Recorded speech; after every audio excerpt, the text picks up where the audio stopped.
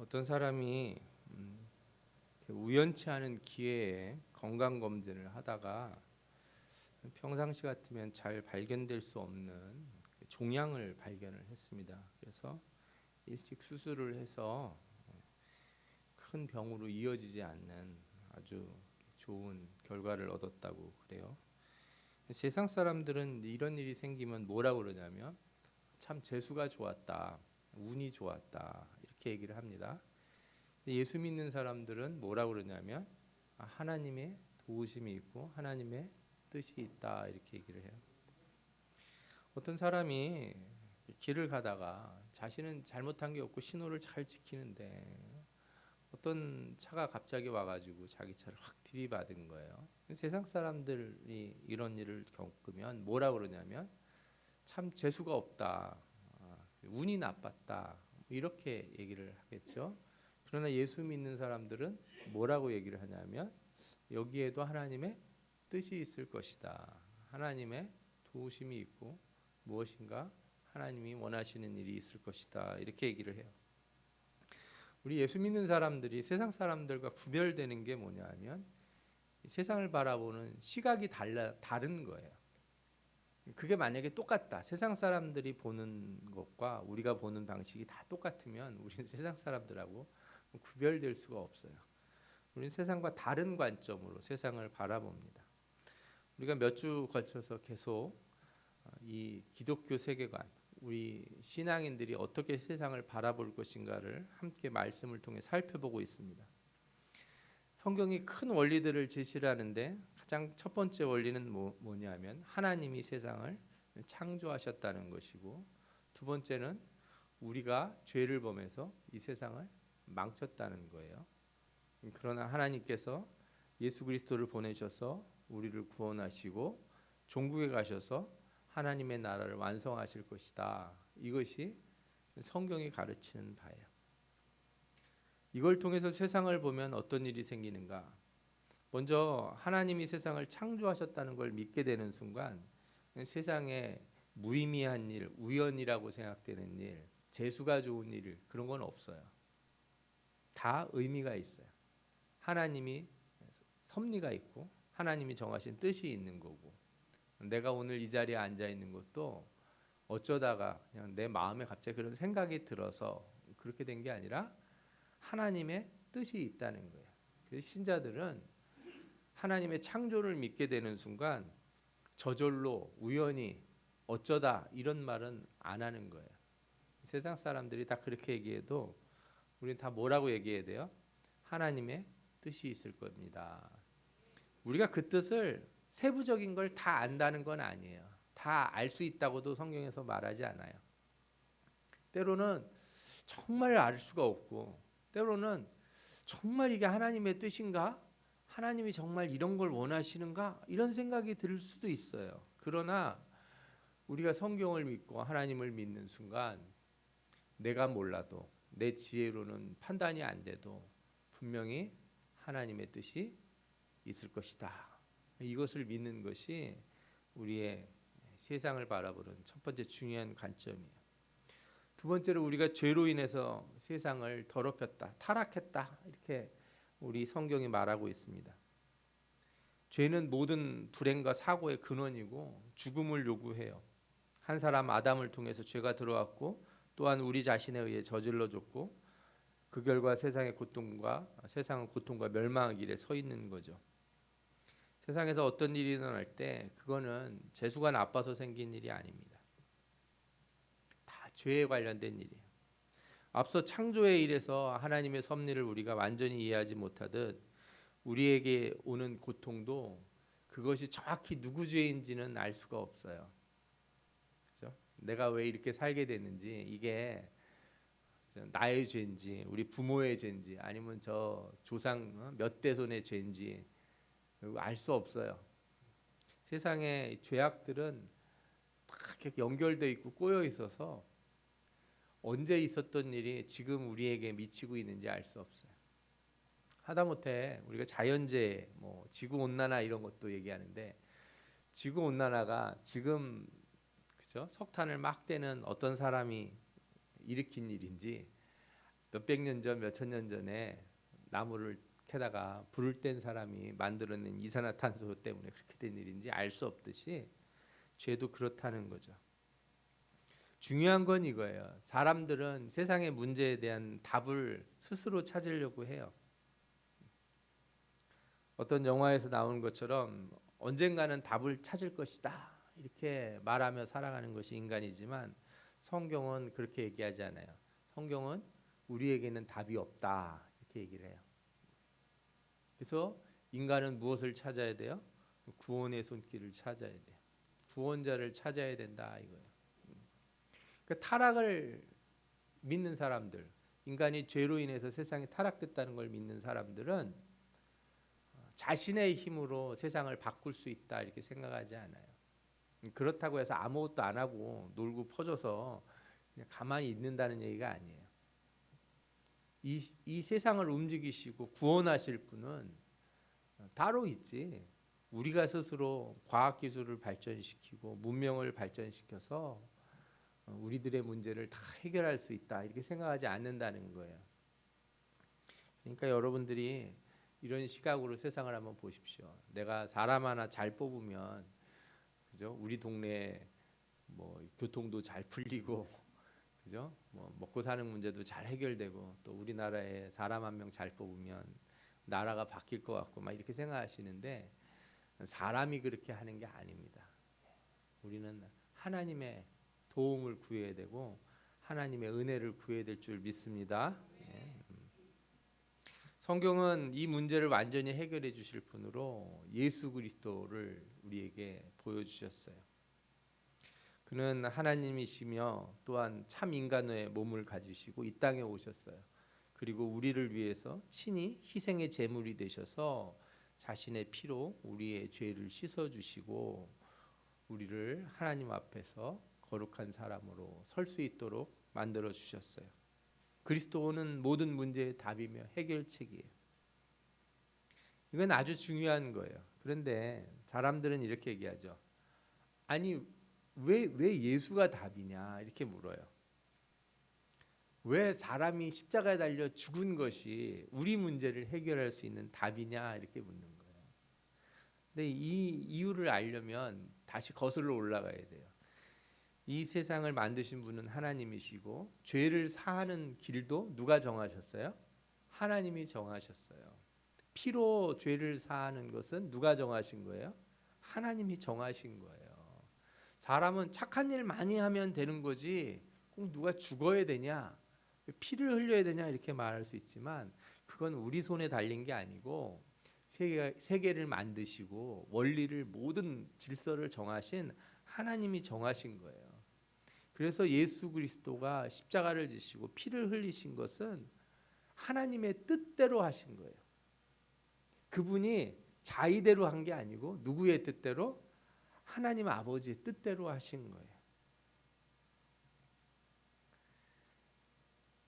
이 약속, 이 하나님의 말씀대로 우리에게 주신 이 약속을 지키셔서 우리에게 구원을 이루신 것은 성경에 처음부터 나와 있었어요. 아담이 선악과를 따먹고 범죄했을 때 하나님께서 그 아담에게 하신 말씀이 있어요. 여자의 후손이 뱀의 머리를 밟을 것이다 그랬어요. 사단의 머리를 밟을 것이다. 예수 그리스도가 여자의 후손으로 오셨죠. 동정녀의 몸을 통해서 오셨어요. 그리고 피가 죄를 씻는다는 이 율법의 모든 약속들, 제사의 규칙들은 예수 그리스도가 자신을 드림으로써 해결하셨고 그는 또한 참된 제사장으로서 하나님과 인간 사이의 중보자가 되셨어요. 하나님과 우리 사이에 끊어진 다리를 다시 놓았고 막혀진 담을 그분이 허신 거예요. 하나님은 이 예수 그리스도의 구원 사역을 기뻐하시고 그의 이름을 믿는 자들에게 하나님의 자녀가 되는 권세를 허락하셨다. 이것이 바로 구원이라고 말씀드릴 수 있어요. 여기서 우리가 중요한 것을 하나 알게 되는데 우리가 죄를 범한 사람이 예수 그리스도의 보혈의 피를 믿고 그로 말미암아 구원을 받으면 무엇인가 변화가 일어난다는 거예요. 그럼 어떤 변화냐 하면 우리가 하나님의 자녀가 된다는 거예요. 처음에 우리는 창조될 때 어떻게 창조가 되었냐면 피조물로 창조가 됐어요. 하나님이 만든 피조물이에요. 그런데 죄를 범했다가 구원을 받는 순간 어떻게 변하냐면 피조물에서 하나님의 자녀, 창조주의 아들이 되는, 창조주의 자녀가 되는 것으로 변화가 돼요. 이건 놀라운 변화예요. 그래서 우리가 성경을 읽으면 뭘 알게 되냐면 우리가 옛날로 돌아가는 게 아니라는 걸 알게 돼요. 우리가 구원받는다는 것이 하나님이 처음 우리를 만들었을 때 그 원상태로 되돌아가는 것이 아니다라는 걸 알 수 있습니다.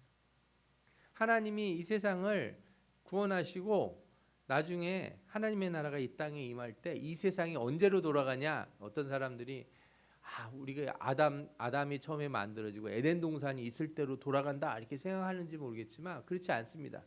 성경은 우리가 그보다 훨씬 더 좋은 상태, 더 높은 위치로 우리가 되돌아간다고 말해요.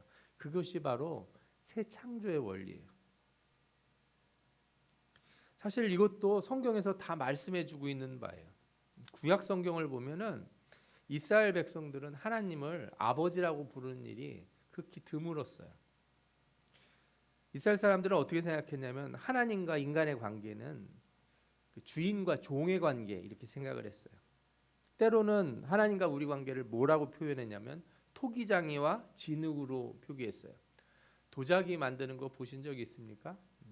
우리 여기 곤지암 쪽에 가면은 도평리인가요? 이쪽으로 가다 보면 도자기 굽는 분들이 꽤 있어요. 저도 그 중에 한 분을 이렇게 알게 돼서 그분 작업장에도 가보고 그랬는데 이렇게 도자기를 처음 너무너무 멋있게 크고 멋있는 걸 많이 만드세요. 이분이 하시는 일이 주로 뭐였냐면 이런 박물관 같은데 전시해 놓는 도자기에 복제를 만드는 거예요. 왜냐하면 원본을 전시하다가 사고가 나면 문제가 될 거니까 아주 똑같이 재현한 복제품을 만드는 거예요. 그냥 하나 만드는 줄 알았더니 한번 이런 걸 만들게 되면은 한 10개 가까이 만든다는 거예요. 제가 보면 다 잘 만들었는데 이건 잘못됐다고 이렇게 깨부십니다. 이거는 여기가 아니야. 그래서 깬대요.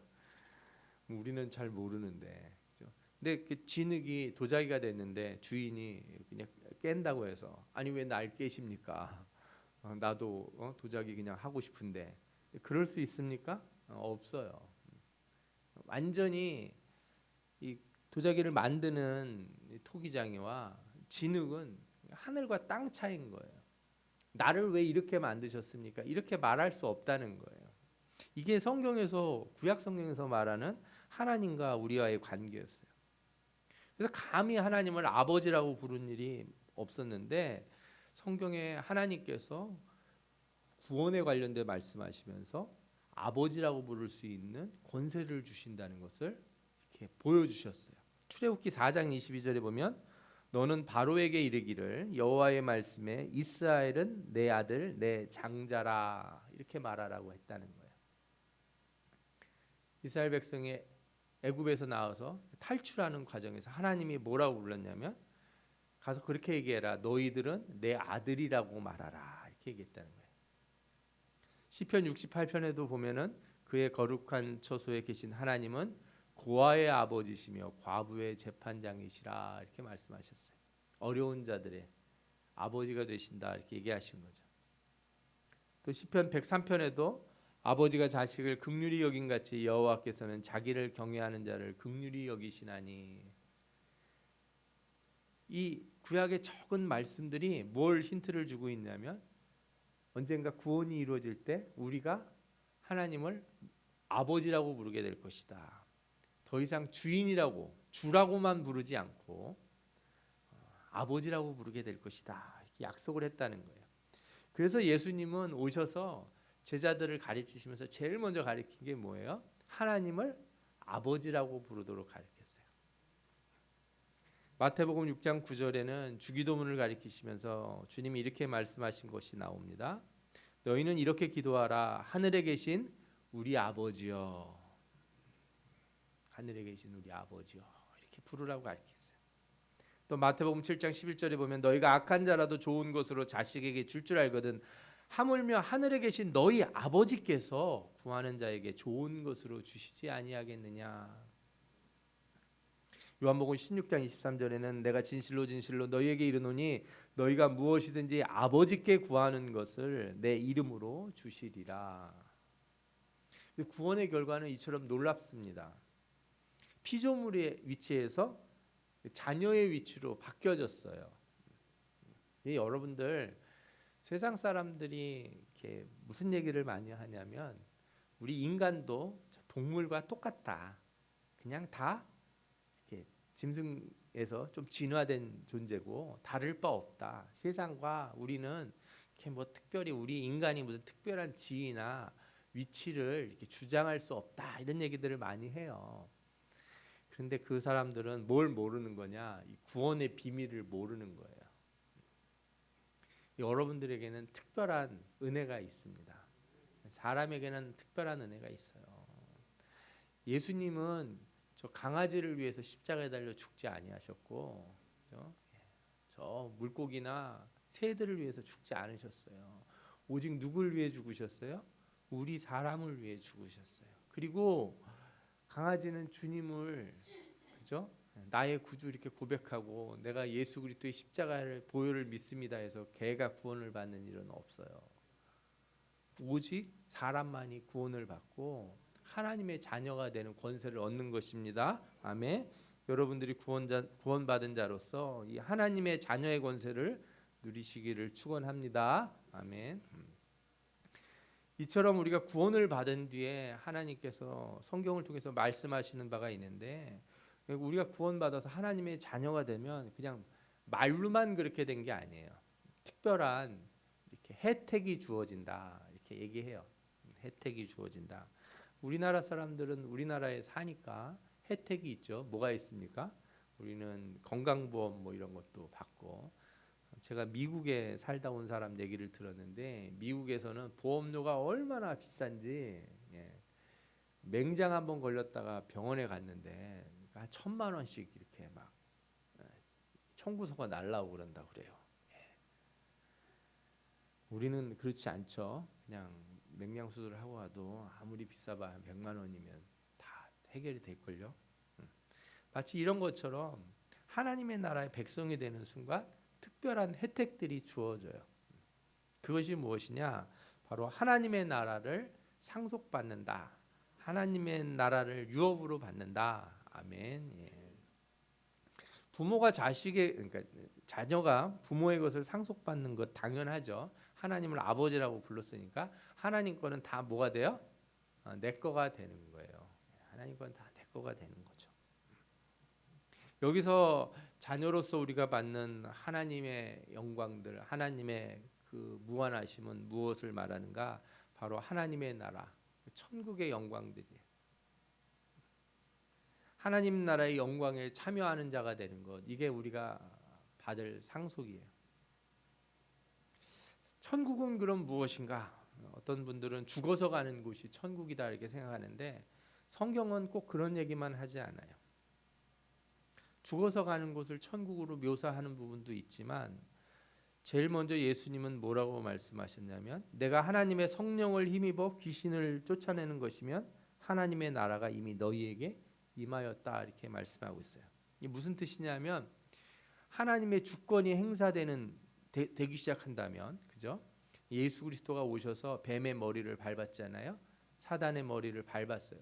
그 뒤로는 이 땅은 공중의 권세 잡은 이 마귀의 세력이 우세한 게 아니라 하나님의 능력이 이 세계를 이기고 모든 것을 다스리게 됩니다.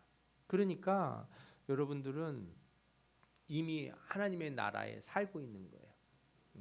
그런데 어떤 분들은 아니 그런데 뭐 이렇게 나쁜 일도 많이 나고 악인들도 많고 이렇습니까? 하나님의 나라가 임하긴 했는데 아직 완전히 다 임한 게 아니죠. 그래서 이미 시작됐지만 아직 완성되지 않았다. 우리가 이렇게 얘기해요.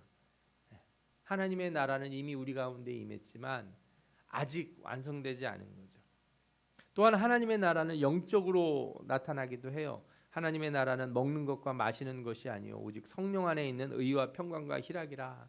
그러니까 하나님의 나라를 살아가는 사람들, 하나님의 나라를 유업으로 받은 사람들은 눈에 보이는 것, 이 물질적인 것에 이렇게 휩싸이는 사람들이 아니에요.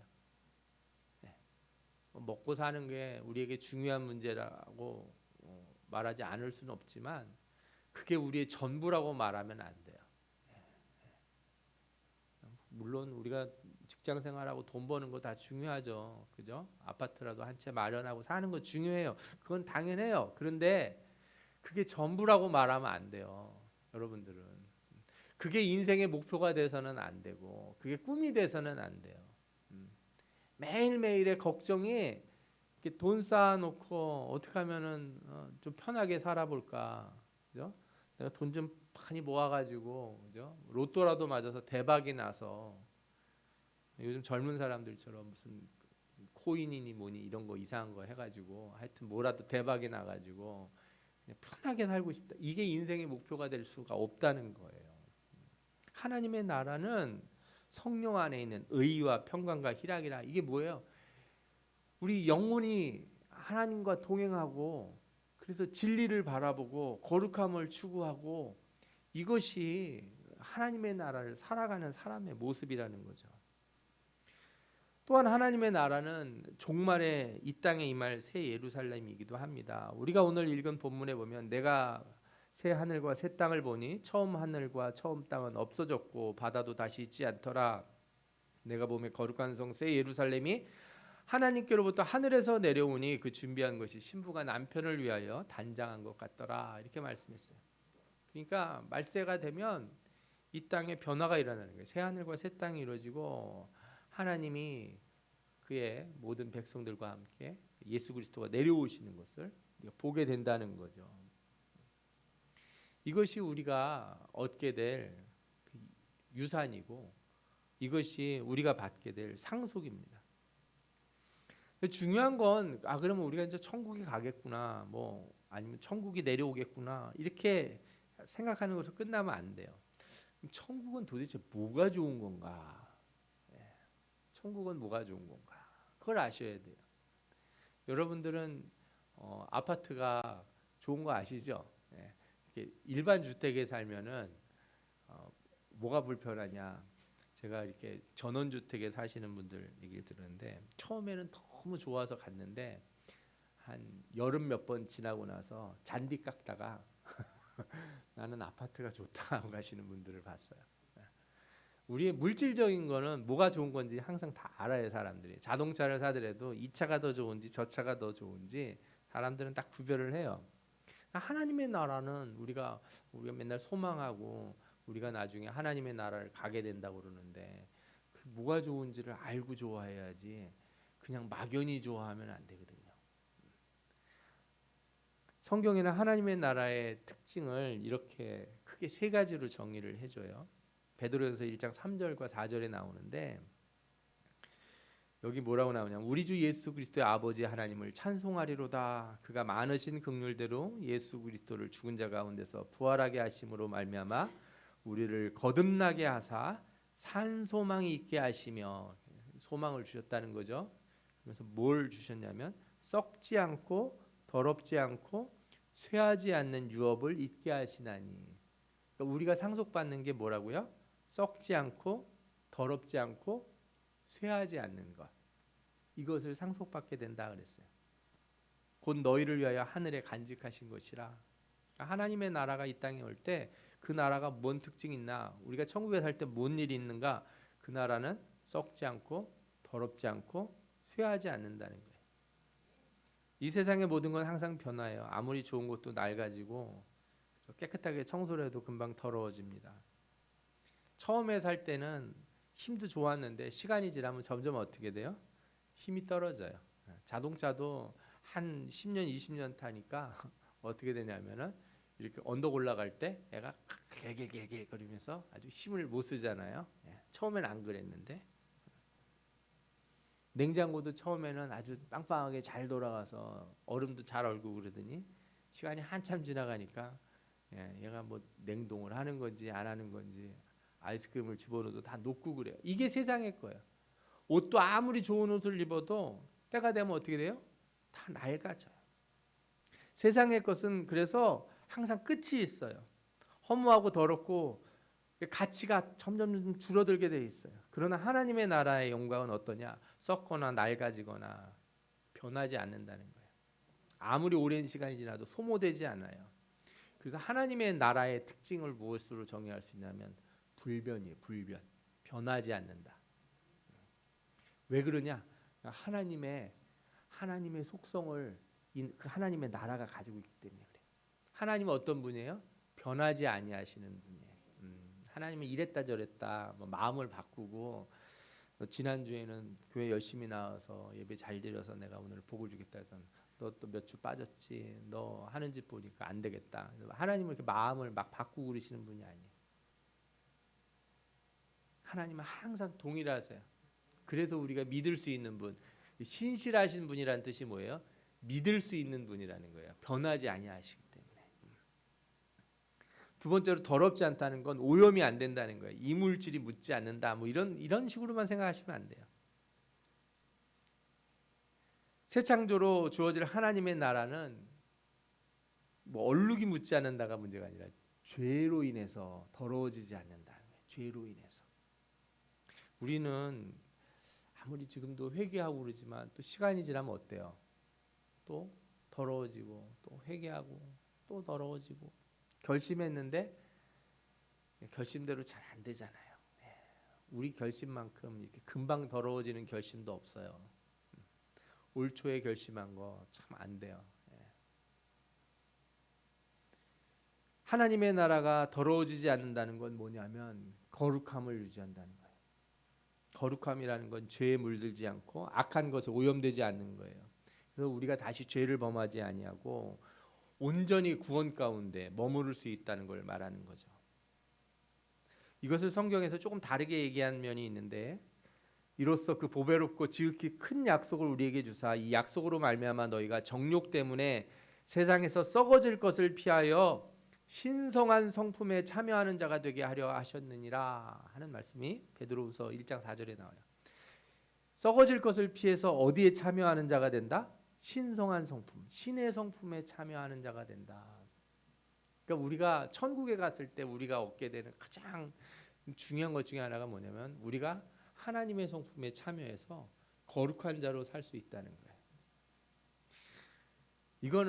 이것을 꿈꾸는 자들만이 갖고 싶어하는 소망이에요. 이게 무슨 얘기냐면요. 나는 죄가 너무 싫어. 나는 내 결심이 이렇게 하나님 앞에서 무너지는 게 너무 싫습니다. 나는 진짜 하나님 앞에서 온전하게 살고 싶습니다. 이렇게 생각하는 사람은 하나님 나라의 이 영광의 소망을 너무 간절히 바래요.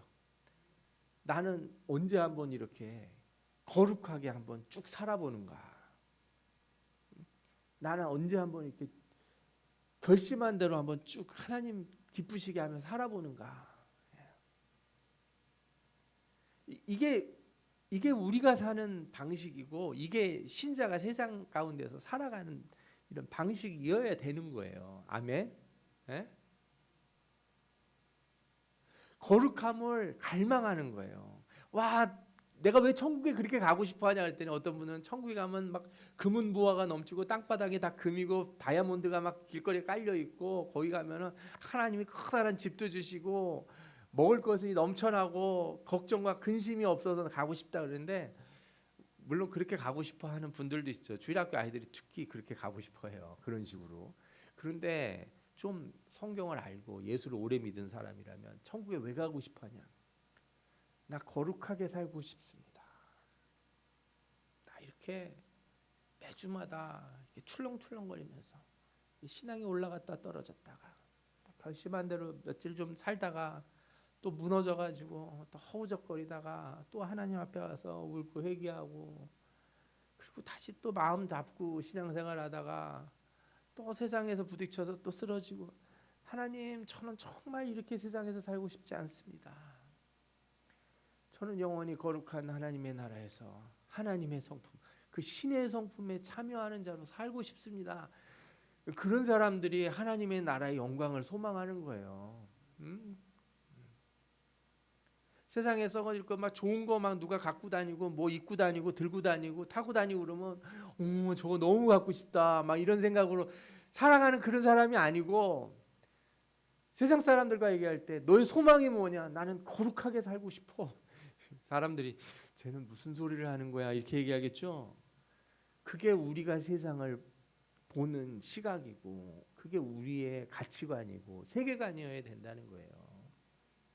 하나님이 우리에게 주시려고 하는 그 상속이 그거예요. 하나님이 우리에게 주시려고 하는 것이, 그걸 소망하라 이거예요. 여러분 항상 살아가면서 그래서 하나님의 나라를 좀 상상하셔야 돼요. 하나님의 나라를 어떻게 하라고요? 상상하라고요. 여러분들이 로또 복권을 맞았는데 그거 며칠 날 타러 간다고 생각하시면 밤마다 잠이 오겠습니까? 거기 가면은 뭐 이렇게 들어가는 입구도 다르고 엘리베이터 딴 거 타고 가고 막 이런 데는데 통장에 돈 들어오면 내가 뭐에 써야지 막 이런 생각할 거 아니에요. 아닌 것처럼 그런 표정 짓지 마시고요. 예, 다 그런 생각할 거란 말이에요.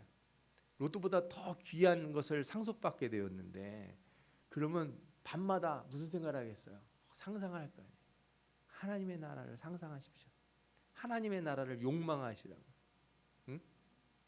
거룩하게 살 그 영원한 삶을 간절히 소망하라 이거예요. 꿈꾸시라 이거예요.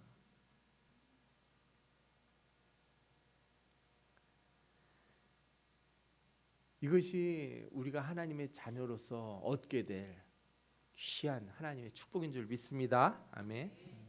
마지막으로 우리가 받을 하나님의 나라는 어떤 나라냐? 쇠하지 않는다 그랬어요. 쇠하다는 게 뭐예요?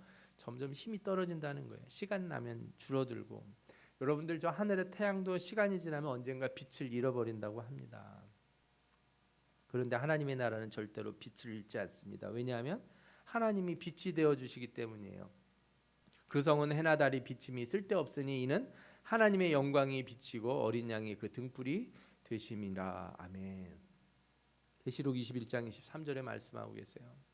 하나님의 나라의 영광은 하나님의 무한하심으로부터 나와요. 그래서 어떤 것도 모자라거나 부족하거나 줄어드는 일이 없어요. 우리 인생이 왜 고통스럽습니까? 항상 줄어들기 때문에 그래요. 월급날 월급을 타도 카드 빠져나가고 나면 금방금방 팍팍 줄지 않습니까? 그죠? 예, 배부르게 먹어도 팍팍 줍니다. 다 빠져나가요. 모자라요. 그러니까 모든 고통은 어디서 나오냐? 이 결여에서 나오는 거예요. 모자람에서. 그런데 하나님의 나라는 모자라지 않아요. 줄어들지 않는다는 거예요. 그래서 뭐라고 성경에서 말씀하냐면 모든 눈물을 그 눈에서 닦아주시니 다시는 사망이 없고 애통하는 것이나 곡하는 것이나 아픈 것이 다시 있지는 아니하리니 처음 것들은 다 지나갔음이로라. 처음 거는 뭐예요? 다 썩고 쇠하고 더러워지는 것. 그런데 다시 오시는 것은 뭐예요? 영원한 것이, 변하지 않는 것, 무한한 것. 이것이 우리가 받을 하나님 나라의 영광이에요. 이것이 우리의 소망이고 우리가 누리게 될 천국입니다. 이 소망을 가지고 세상을 살아가는 사람에게는 무엇이 없냐? 세상에 대한 집착이 없어요. 그것 다 썩어버릴 거고 더러워지고 낡아지는 거 그거 뭐 가지려고 그렇게까지 애를 쓰지 않아요. 그렇게 뭐 적금까지 들어가면서 가방 하나 사려고 애쓰지도 않을 거고, 그죠? 잠자는 자리고 한 평 늘리려고 그 길을 쓰고 애쓰지 않을 거예요. 우리는 오히려 뭐에 애쓰냐? 저 하나님 나라에 쌓을 수 있는 것이 무엇인지를 찾는데 더 힘을 쓰게 돼요. 잘 생각하셔야 돼요, 여러분들. 제가 말했더니 그럼 목사님, 예수 믿는 사람은 세상에서 뭐 그렇게 노력 안 해도 되고 공부 열심히 안 하고 일도 열심히 안 하고 그냥 대충 살다 죽으면 되는 겁니까? 그런 얘기가 아니에요. 예수 믿는 사람들은 세상에서 열심히 살아야 돼요. 누구보다 열심히 살아야 돼요. 그런데 왜 열심히 살아요? 보화를 저 하늘에 쌓으려고. 마태복음 6장 19절 20절에 이렇게 말씀합니다. 너희를 위하여 보물을 땅에 쌓아두지 말라. 거기는 좀과 등록이 해하며 도둑이 구멍을 뚫고 도둑질하느니라. 너희를 위하여 보물을 하늘에 쌓아두라. 저 영원한 곳에 쌓아두라는 거예요. 영원한 곳을 추구하고. 그래서 이렇게 변하지 않을 것을 세상에서 얻으려고 애써야 돼요. 이 세상에 변하지 않는 것이 없다며요. 있죠. 뭐가 있습니까? 예수 그리스도의 이름으로 행하는 선한 일들, 내가 믿음으로 인내하는 것들, 내가 절제하고 참는 것, 사랑하는 것, 용서하는 것, 이거는 변하지 않습니다. 그러니까 하나님 나라의 열매, 성령의 열매예요. 이건 썩지 않는 거예요. 사랑은 썩지 않고 참된 사랑은 썩지 않습니다. 용서는 썩지 않는 거예요. 말씀을 가지고 인내하고 사는 것, 이건 썩는 게 아닌 거예요. 이건 쇠하지 않습니다. 이건 다 어디에 쌓여요? 하나님의 나라에 쌓이는 거예요. 예, 이거를 위해서 열심히 살으라는 거예요. 선한 일 하기 위해서 열심히 사십시오.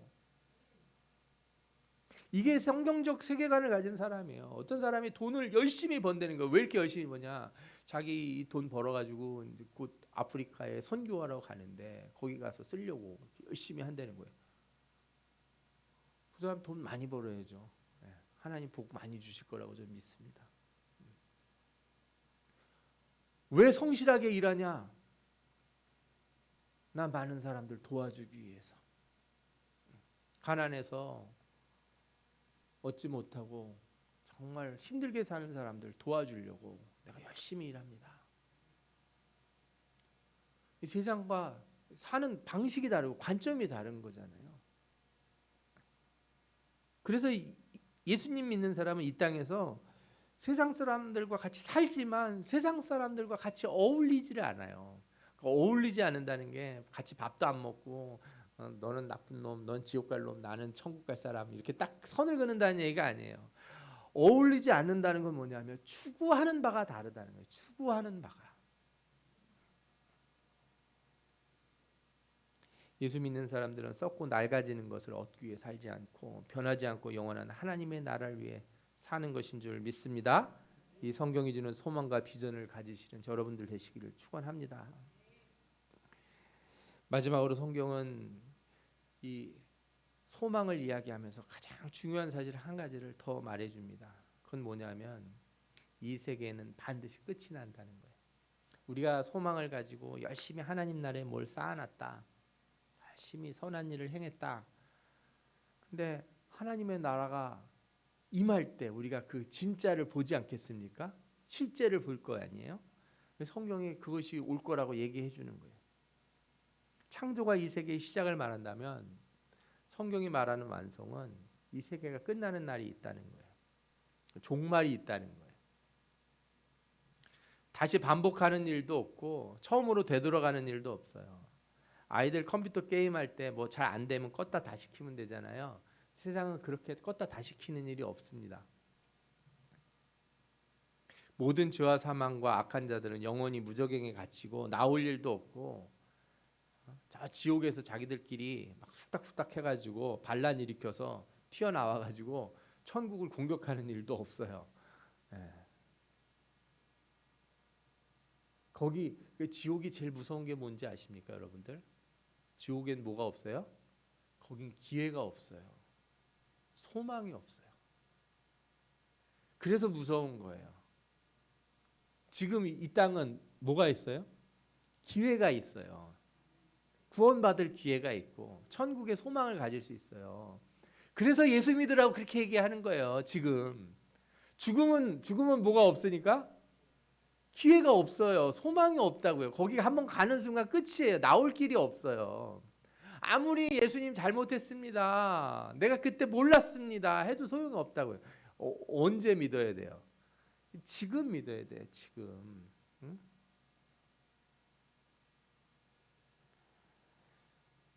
마지막 날이 오는 건 우리 인간에게 개인적인 종말로도 와요. 개인적인 종말은 죽음인 거죠. 내가 병에 걸리거나 뭐 아프거나 늙거나 해서 죽으면, 그렇죠? 개인의 종말이에요.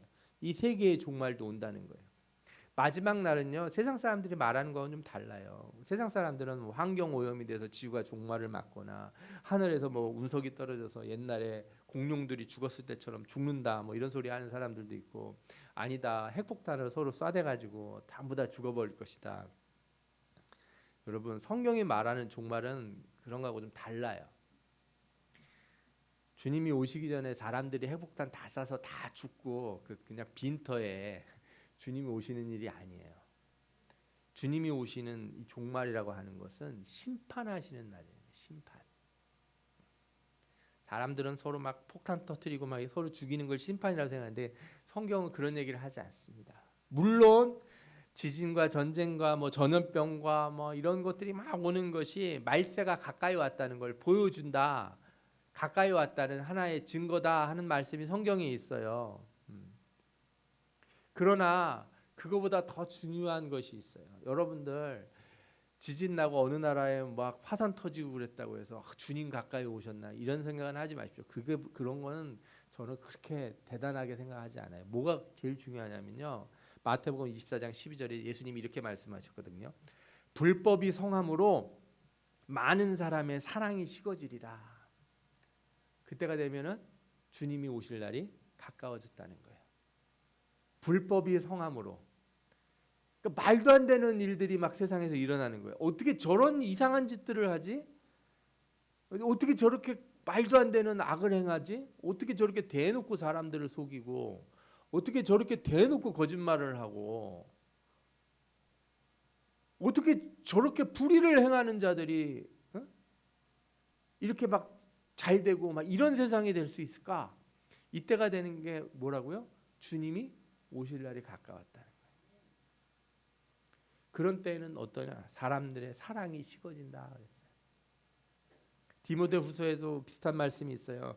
너는 이것을 알라. 말세에 고통하는 때가 이르러 사람들이 자기를 사랑하며 남을 안 사랑하는 자기 사랑하죠. 돈을 사랑하며 자랑하며 교만하며 비방하며 부모를 거역하며 감사하지 아니하며 거룩하지 아니하며 무정하며 원통함을 풀지 아니하며 모함하며 절제하지 못하며 사나우며 선한 것을 좋아하지 아니하며 배신하며 조급하며 자만하여 쾌락을 사랑하기를 하나님 사랑하는 것보다 더하며 경건의 모양은 있으나 경건의 능력은 부인하니 이 같은 자들에게서 내가 돌아서라.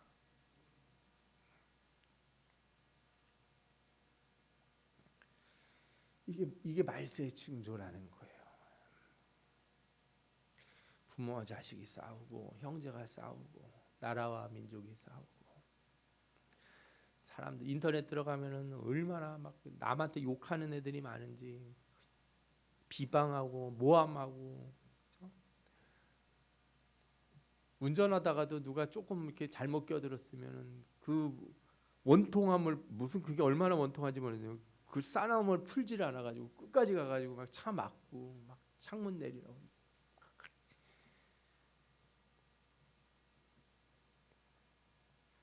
저는 그런 일을 막 이렇게 볼 때마다 주님 오실 날이 가까이 왔구나. 지진 나고 화산 터지는 것보다 더 중요한 게 그런 거예요, 여러분. 아멘.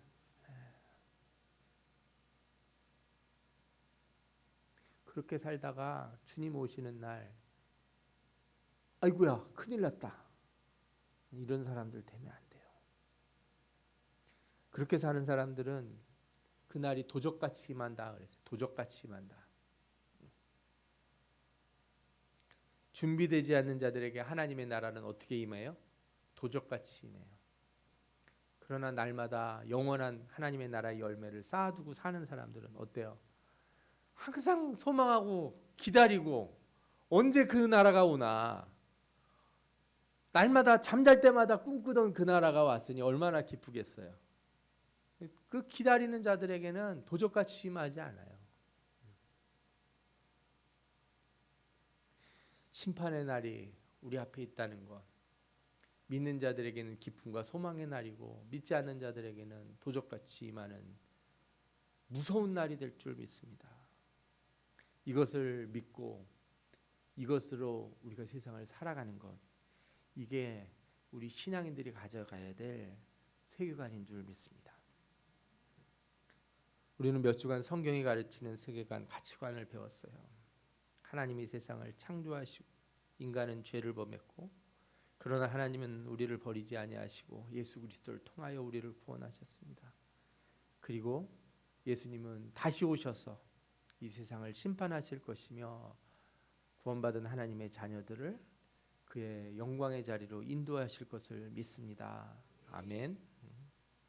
우리가 사는 세계는 이것을 벗어나거나 회피할 수 없어요. 모른다고 부정할 수 없습니다. 사람들은 각자 자기 나름대로의 가치관을 가지고 세상을 살겠지만, 그렇다고 해서 하나님이 세상을 창조하신 것이 바뀌는 것도 아니고, 인간이 죄를 범했다는 것이 달라지지도 않고, 예수 그리스도 외에 다른 구원의 길이 있지도 않습니다. 그리고 내가 아무리 내 생각대로 살아도 주님 오시는 날 내 마음대로 바꾸고 변화시키는 게 아니거든요. 여러분들, 그렇다면 우리는 이제 어떻게 살아야 되겠습니까?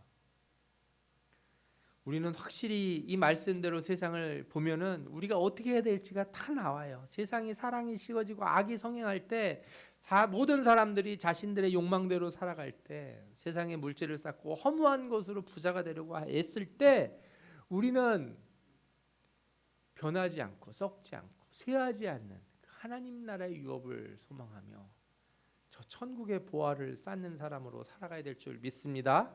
이렇게 성경대로 살아가는 자들에게 하나님은 이 땅에서도 복을 주실 것이에요. 하늘에서 저 예비된 것, 썩지 않고 더럽지 않고 쇠하지 않는 유업을 우리에게 주실 뿐만 아니라 이 땅에서도 하나님의 자녀로서 충분히 살아갈 수 있도록, 하나님의 영광을 드러내며 살아갈 수 있도록 큰 복을 주실 줄 믿습니다. 이 영광의 축복에 참여하는 모든 성도들 되시기를 예수 그리스도의 이름으로 축원합니다.